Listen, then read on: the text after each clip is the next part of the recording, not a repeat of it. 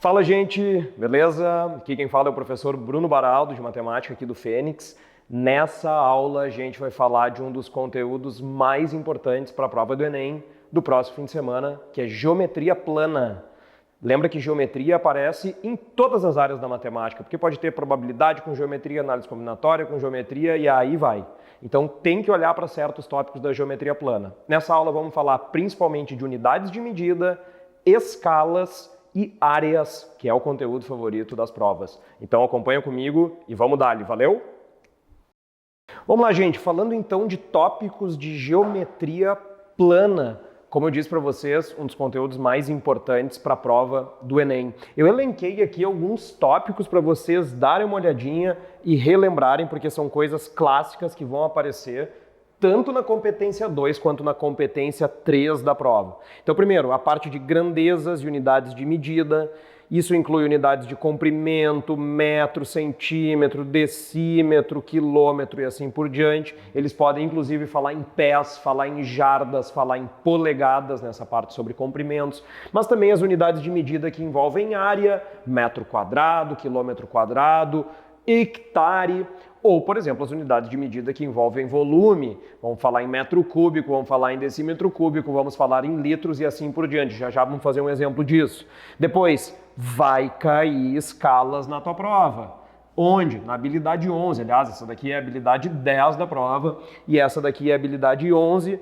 Pode cair um problema puramente de escala ou pode cair um problema de escala envolvendo área ou envolvendo volume, conforme eu já vou mostrar para vocês. Se não for por aí, bom, aliás, vai ser por aí, além de ser por aí, o que mais que o Enem vai nos cobrar? Problemas clássicos, ou que envolvam triângulos, podem ser triângulos, retângulos ou triângulos quaisquer, além, obviamente, da parte de áreas de figuras planas, beleza? O que eu quero lembrar com vocês com relação a algumas coisas bem importantes. Primeiro, gente, com relação à parte dos triângulos, retângulos, tem algumas formulinhas que a gente precisa ali, nem que seja na última hora, dar uma olhada. Claro que a mais importante delas, obviamente, é o Teorema de Pitágoras, que todos nós sabemos. A gente sabe que a hipotenusa ao quadrado tem que dar um cateto ao quadrado mais o outro cateto ao quadrado. O que eu tenho que lembrar, gente, é que o Teorema de Pitágoras só vale quando o triângulo é retângulo, beleza? Se o triângulo é retângulo, tranquilo, a hipotenusa é o que a gente chama de A e os catetos que nós chamamos de B e C. Lembra que o Enem gosta de colocar alguns valores que são mais comuns, que são mais fáceis e que a gente daí não precisa ficar calculando muito. Quem são eles? São os famosos trios pitagóricos. O mais famoso, é claro, que é o 3, 4, 5. 3 ao quadrado é igual a 4 ao quadrado mais 5 ao quadrado. Mas lembra que eu posso pegar qualquer múltiplo disso. Vezes 2, isso fica 6, 8 e 10. Vezes 3, isso fica 9, 12 e 15, etc, etc, etc. Então, se eu estou numa prova e eu vejo que ele coloca um triângulo em que eu já sei que um cateto vale 3 e o outro cateto vale 4, eu não preciso nem fazer o Pitágoras, eu posso ir direto para a hipotenusa, eu sei que ela é igual assim, certo? Então, o trio 3, 4, 5 é o mais famoso de todos, além de todos os seus múltiplos. Agora, tem outros, né? Um, por exemplo, interessante, é o 5, 12, 13. Por quê? Porque 5 ao quadrado é 25, 12 ao quadrado é 144, 25 mais 144 vai dar exatamente 169, que é o 13 ao quadrado. E aí eu posso pegar os múltiplos, eu posso pegar o 10, o 24 e o 26 e assim por diante, beleza? Então, tudo isso daqui tem a ver com o Teorema de Pitágoras. Agora, olha só, gente, tu tem que lembrar que a partir do Teorema de Pitágoras, a gente consegue desenvolver, deduzir certas formulinhas. E aí eu quero chamar a atenção, relembrar vocês de 3 delas que eu acho que são as mais comuns em prova. Quais são elas? Primeiro, muito clássica, a diagonal do quadrado. Se eu não soubesse fórmula nenhuma, eu calcularia por Pitágoras. Mas se eu aplicar o Teorema de Pitágoras, o que eu vou chegar é nisso aqui. Diagonal do quadrado vale lado raiz de 2. Então, se um quadrado tem lado 10, a diagonal é 10 raiz de 2. Se o quadrado tem lado 5, é 5 raiz de 2 e assim por diante. Depois, como uma aplicação do Pitágoras também, a diagonal do cubo. Ah, Bruno, mas o cubo não é geometria espacial? É geometria espacial que tem que usar geometria plana, porque a gente vai trabalhar com o triângulo retângulo também. Então não custa lembrar que a diagonal do cubo é aresta raiz de 3. Então cuidado, diagonal do quadrado é raiz de 2, a diagonal do cubo é raiz de 3. Ambas são aplicações do Teorema de Pitágoras. E a terceira, gente, a mais do que clássica, altura do triângulo equilátero. Olha, não passa um Enem, um vestibular, sem aparecer uma questão sobre isso. A altura de um triângulo equilátero vale lado raiz de 3 sobre 2. Beleza? Então, essas 3 formulinhas, no fim das contas, são aplicações do Teorema de Pitágoras em cada uma das figuras, num quadrado, num cubo ou num triângulo equilátero. Muito bem, agora, pode vir a aparecer algum tipo de problema que não seja sobre triângulo retângulo? Claro que sim, né? Eu posso ter problemas sobre triângulos que não são retângulos, e quando não é um triângulo retângulo, a gente chama de triângulo qualquer, seja um triângulo de qualquer tipo. E aí, gente, tu tem que lembrar que tem 2 formulinhas que são muito importantes, principalmente a primeira delas, que é a famosa lei dos cossenos. Então, a lei dos cossenos é a fórmula que a gente usa quando o triângulo não é retângulo e eu quero descobrir o lado que está faltando. Ou seja, ela é uma espécie de substituta do Pitágoras. Aliás, ela começa igual ao Pitágoras, ela começa exatamente assim, a ao quadrado igual a b ao quadrado mais c ao quadrado, e continua com o menos 2bc cosseno do ângulo. Então, a lei dos cossenos vai ser usada em problemas de triângulos onde esses triângulos não forem retângulos. Ah, e se eles me derem um triângulo e eu não tiver as informações necessárias para trabalhar com a lei dos cossenos? Pode ser também uma questão que tu venha usar a lei dos senos. A lei dos senos é aquela que nos diz uma relação entre os lados e os respectivos senos dos ângulos opostos. A gente escreve na forma de uma proporção. A gente diz que um lado de um triângulo está para o seno do seu ângulo oposto, na mesma proporção que o outro lado com relação ao seu seno, na mesmíssima proporção que o outro lado com relação ao seu seno, e isso tudo tem que dar igual ao dobro do raio do círculo circunscrito ao triângulo. Então, se vier pelo lado do triângulo retângulo, vai te cobrar alguma dessas formulinhas aqui. Se forem triângulos que não são retângulos, tu pode usar tanto a lei dos senos quanto a lei dos cossenos. Tamo junto? Muito bem. Fora isso, o que mais que é importante eu lembrar? Com certeza, as nossas áreas. E aí, gente, olha aqui, ó, tu tem que relembrar de algumas formulinhas que são básicas. Então, primeiro, como é que eu calculo a área de um triângulo? Pode parecer uma coisa muito barbada, mas nem sempre é tão fácil. Por quê? Porque depende da situação. É claro que a gente pode usar a nossa fórmula mais básica de todas, que é essa daqui, base vezes altura sobre 2.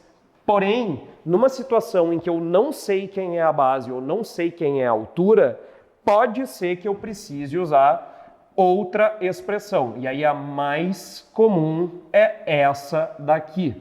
Lado vezes o seno do ângulo dividido por 2. Então percebe que nessa primeira eu vou usar quando eu tiver a base e a altura. Já a segunda eu vou preferir usar quando eu conhecer 2 lados do triângulo, que é o que eu estou representando por A e por B, e o seno do ângulo, ou o ângulo desse triângulo, certo? Claro que o caso que eu tenho que me lembrar que é um pouquinho diferente é o caso do triângulo equilátero. Por quê? Porque se eu aplicar essa segunda fórmula aqui em um triângulo equilátero, olha só que legal, olha aqui para mim, olha o que vai acontecer. No lugar do A e do B, tu troca por L e por L, porque os lados são iguais. Então, isso vai ficar lado vezes lado, que é L ao quadrado. E o ângulo no triângulo equilátero é um ângulo de 60. Então, se eu substituir o seno de 60, que é raiz de 3 sobre 2, eu chego numa formulinha que todos vocês viram alguma vez na vida, que é o lado ao quadrado, raiz de 3 sobre 4. Essa sim é uma fórmula de área específica, porque ela só pode ser usada no caso do triângulo equilátero, certo? Então, para triângulos, isso aqui é o suficiente. Bom, se eu lembro dessas formulinhas, eu já começo ganhando uma a mais de presente, que é a fórmula do hexágono regular. Por que, gente? Lembra do hexágono regular? Porque o hexágono regular é uma figura que internamente é formada por 6 equiláteros. Então, se eu sei essa formulinha do triângulo equilátero, é claro que eu vou saber a formulinha do hexágono. Basta eu pegar lado ao quadrado raiz de 3 sobre 4 e multiplicar por 6, porque o hexágono é formado por 6 triângulos equiláteros. Se não for isso, vou vir aqui para esse espacinho, e aí vem a parte que eu quero que vocês tomem mais cuidado. Tu talvez tenha aqui, talvez muito provavelmente, na verdade, né, tenha que saber calcular a área dos principais quadriláteros. E aí vamos lembrar dos nomezinhos, ó. Primeiro, o trapézio. Quem é o trapézio? Base maior mais base menor vezes altura dividido por 2. Ou seja, a soma das bases vezes a altura sobre 2. Isso é o trapézio. Além do trapézio, o que é importante eu lembrar? O losango. Diagonal maior vezes diagonal menor dividido por 2 também. E se não for o trapézio e o losango, Bruno, tu tem alguma coisa para contribuir ainda com a minha vida? Sim, agora tu vai ficar enlouquecido com o que eu vou te dizer. Ah, mas o quadrado, sério? Sim, porque a maioria das pessoas calcula assim, né? A área do quadrado é lado ao quadrado. Mas lembra que eu também posso calcular a área de um quadrado através da sua diagonal. Ela é a diagonal ao quadrado sobre 2.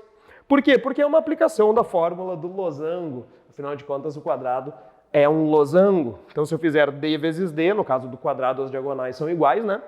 Isso vai dar diagonal ao quadrado sobre 2, ou lado ao quadrado, caso tu saiba o lado. Então, tá aqui no nosso quadro, triângulos, retângulos, diagonal do quadrado, diagonal do cubo, altura do triângulo equilátero, lei dos cossenos, lei dos senos e as principais fórmulas de área, base vezes altura sobre 2, lado, seno ângulo, lado ao quadrado, raiz de 3 sobre 4, hexágono regular e os principais quadriláteros. Vamos treinar um pouquinho? Vamos ver agora algumas questões. Primeira questão, olha aqui, ó. Conversão de unidade de medida. Pode parecer uma bobagem, mas é um negócio que às vezes nos tira um baita tempo da prova, principalmente se tu ficar fazendo regra de 3 e te atrapalhar nas contas. Então eu quero te dar uma manha. Olha o que diz a questão. Ela diz assim: o sistema métrico decimal é o mais utilizado atualmente para medir comprimentos e distâncias. Em algumas atividades, porém, é possível observar a utilização de diferentes unidades de medida. E aí ele dá um quadro, gente. Olha aqui, ó. O que eu preciso que vocês entendam? Quando uma questão te diz uma equivalência entre duas unidades de medida, ela está nos dizendo que uma polegada equivale a 2,54 centímetros. Isso significa o quê? Isso significa que ela está te dizendo como que eu faço a conversão. Então, assim, não usa a regra de 3. Tu tem que pensar em termos de multiplicação e de divisão. Então, se uma polegada corresponde a 2,54 centímetros, quer dizer que para passar de polegada para centímetro, isso é uma multiplicação por 2,54. Claro que, então, se eu quiser fazer a volta, é só eu fazer o inverso. É só eu dividir por 2,54. Percebeu? Então, quando ele te deu uma equivalência, daqui para lá ou de lá para cá tem que ser uma multiplicação ou uma divisão. Depois olha aqui que ele diz no quadro ali, uma jarda são 3 pés. Ah tá, então para passar de jarda para pés, eu multiplico por 3. De pé para jarda, eu divido por 3. Depois, Uma jarda corresponde a 0,1944 metro. Parece horrível esse negócio, né? Mas não é tão horrível assim. De jarda para metro, eu multiplico por 0,9144. De metro para jarda, eu divido por 0,9144. Pergunta da questão é a seguinte: se eu sei essas equivalências, então um pé em polegada equivale a quanto? Quanto que é um pé em polegadas? Então, assim, o que eu tenho que entender? A questão está me dando uma informação em pés e quer que eu passe para polegadas. Mas aí eu vou olhar para o que a questão me deu e vou perceber um pouquinho o seguinte. Percebe que eu só sei passar de polegada para centímetro. Então, se eu quero passar de pé para polegada, eu antes vou ter que ir para centímetro. Só que para chegar em centímetro, eu primeiro vou ter que ter a medida em metro. E antes de ter a medida em metro, eu vou ter que ter a medida em jarda. Então percebe que, na verdade, eu não tenho outro caminho, a não ser pegar a informação que a questão me deu, que está em pés, passar para jardas. De jarda eu vou passar para metro, de metro eu vou passar para centímetro e de centímetro eu vou passar para polegada. Esse é o caminho da questão. Meu Deus do céu, eu vou fazer 37 regras de 3, Bruno. Não, cara, calma.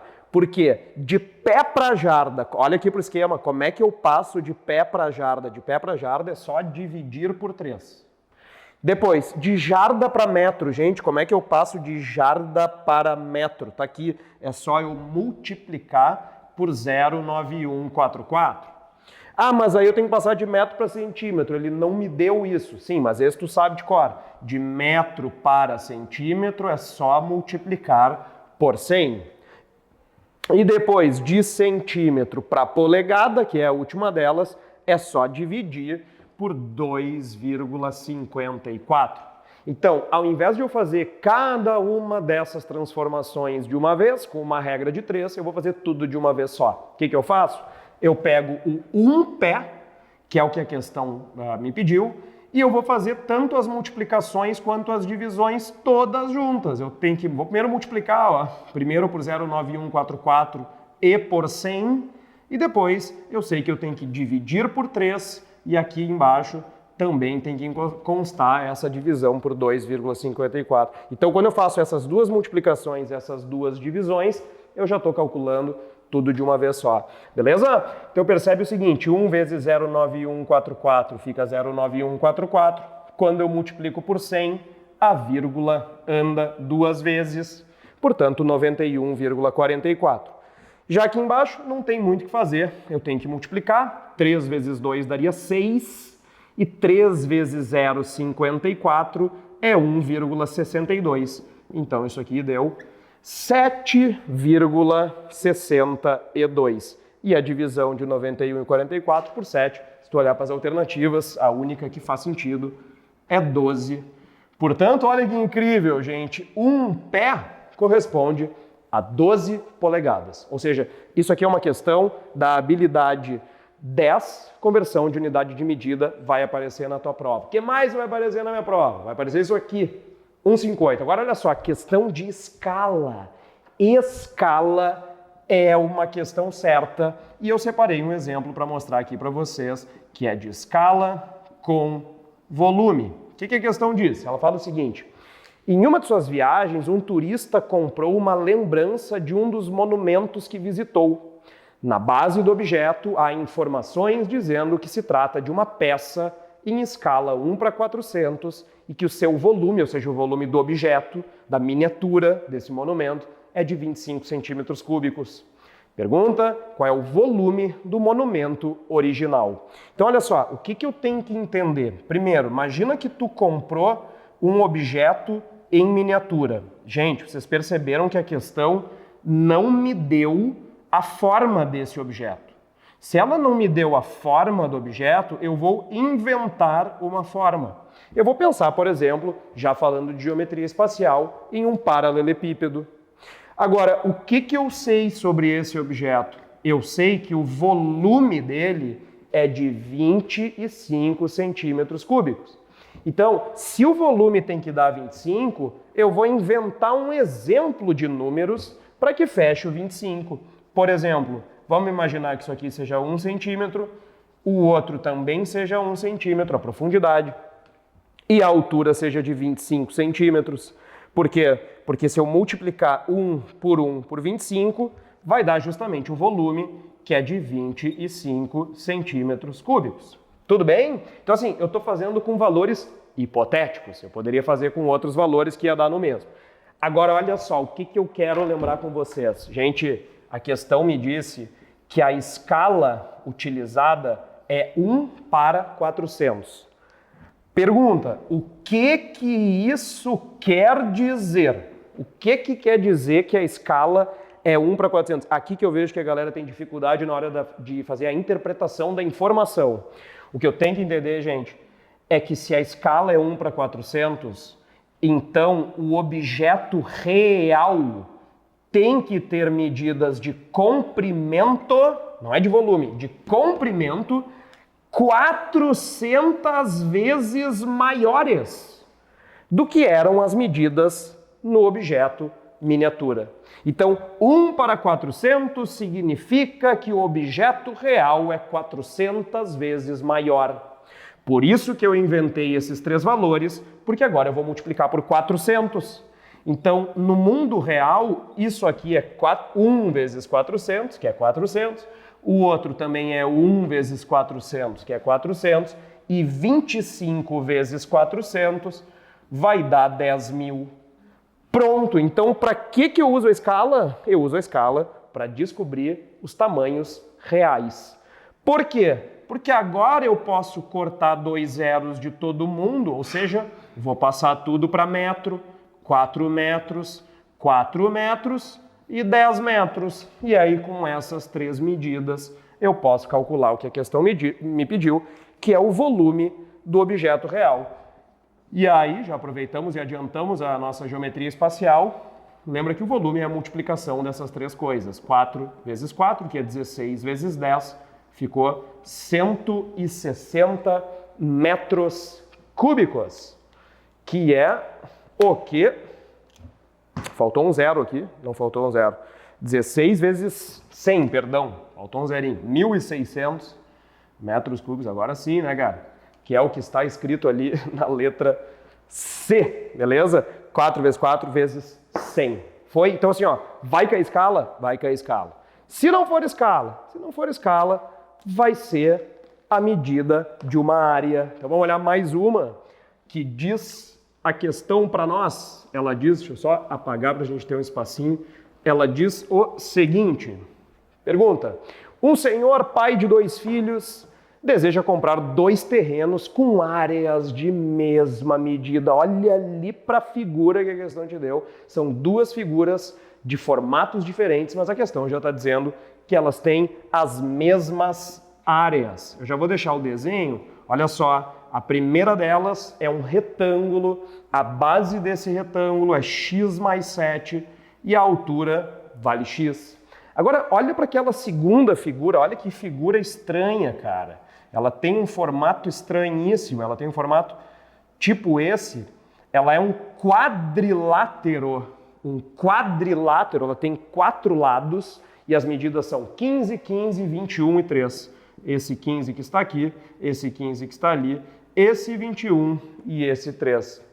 Aí ele vai dizer ali, um dos terrenos visitados já está demarcado, que agradou mais um filho e tal. O filho mais novo possui um projeto arquitetônico de uma casa que ele quer construir no terreno, que é um retângulo, cujo comprimento é 7 metros maior do que a largura, por isso esse x e esse x mais 7. Aí vem a pergunta, para satisfazer o filho mais novo, esse senhor precisa encontrar um terreno retangular cujas medidas em metro do comprimento e da largura sejam quais. Então, em outras palavras, quais que vão ser esses valores desse terreno retangular? Gente, o que está envolvido aqui? Qual é o raciocínio que está envolvido aqui? É uma coisa que vocês sabem muito bem, que aparece muito na prova do Enem, que é a ideia de trabalhar com 2 áreas, especialmente quando eu sei que elas são iguais. Então, quando a questão me disse, olha, essas 2 figuras têm mesma área, é claro que eu vou começar igualando essas duas coisas.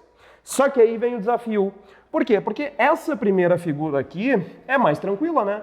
Ela é um retângulo. E aí como é que eu calculo a área de um retângulo? Tem que ser base vezes altura. Tem que ser x vezes x mais 7. Então aqui eu não tenho problema. O problema, deixa eu apagar aqui, é como que eu calculo a área desse quadrilátero. Bom, aí tu tem que lembrar que se for uma figura de formato estranho, o que tu tem que fazer é dividir a figura em partes. Então, nesse exemplo, olha o que eu faria. Eu dividiria primeiro nesse triângulo retângulo verde, cuja área é base vezes altura sobre 2. Então, já vou anotar 15 vezes 15 sobre 2, ou seja, 15 ao quadrado sobre 2, mais quem? Mais a área daquele outro triângulo retângulo de lá. Agora anota, nesse outro triângulo retângulo, a base é 13 e a altura é 21. Então isso aqui vai ter que ser base vezes altura sobre 2. Ou seja, 3 vezes 21 sobre 2. Beleza? Conclusão, é claro que o que eu preciso agora aqui é encontrar o valor do x, certo? Quem são, aliás, o valor não, os valores do x, né? Quem são os dois valores de x nesse caso aqui? Uma maneira, gente, é claro que poderia ser resolver por equação de segundo grau. Só que aí tu vai ter que fazer uma puta conta, né? Então talvez o que seja mais fácil aqui seja trabalhar com as próprias alternativas. Então, por exemplo, tu poderia pegar a alternativa uma por uma e ir testando. Pode dar trabalho, pode não dar trabalho, não sei.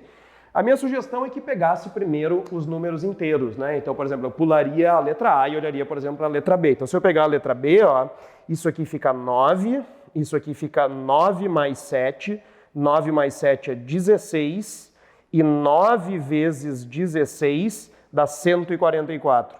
Se eu fizer exatamente essa conta aqui, eu vou encontrar a resposta correta, que o meu x pode ser igual a 9. E claro, se o x é 9, isso aqui é 9 mais 7, e 9 mais 7 é 16. Então, se o x é 9, o x mais 7 vale 16. Caso contrário, eu não vou fazer a conta inteira, obviamente, mas caso contrário, é claro que eu poderia fazer o chuveirinho desse lado, desenvolver o cálculo do lado de lá, resolver uma equação de segundo grau, mas é claro que a ideia nas questões do Enem é ser o mais rápido possível. Certo, gente? Então, assim, tem que passar por relação de conversão de unidade de medida, tem que passar por escala, tem que passar por área e tem que passar por volume, que é o que vai vir na geometria espacial. Beleza? Nos vemos nos próximos vídeos. Valeu, tchau, tchau!